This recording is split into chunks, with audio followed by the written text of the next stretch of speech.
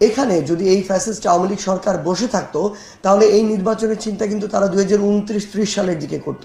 এবং সবচেয়ে গুরুত্বপূর্ণ বিষয়টি হচ্ছে যে বাংলাদেশের সকল রাজনৈতিক দল, ইভেন অন্যান্য যে মানুষগুলো, তারাও আশা ছেড়ে দিয়েছিল। ইভেন বিএনপিও তাদের জায়গা থেকেই আশা ছেড়ে দিয়েছিল যে তারা আর এই ফাইট ব্যাকটি করতে পারবে কিনা, ইভেন তারা 2029-30 সালের আগে এই মাথা উঁচু করে দাঁড়াতে পারবে কিনা।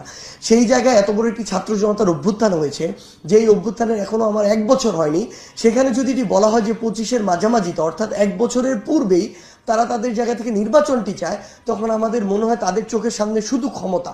কিন্তু তাদের চোখের সামনে শুধু ক্ষমতা নয়, বরং ওই লাশগুলো থাকার কথা ছিল, রক্তগুলো থাকার কথা ছিল, শহীদ পরিবার আহতদের হাহাকার থাকার কথা ছিল, যেগুলো বা যার বিনিময়ে আজকে বাংলাদেশের এই অবস্থা, যার বিনিময়ে বিএনপি, জামায়াত থেকে শুরু করে অন্যান্য রাজনৈতিক দল এই স্বপ্নটা দেখছে।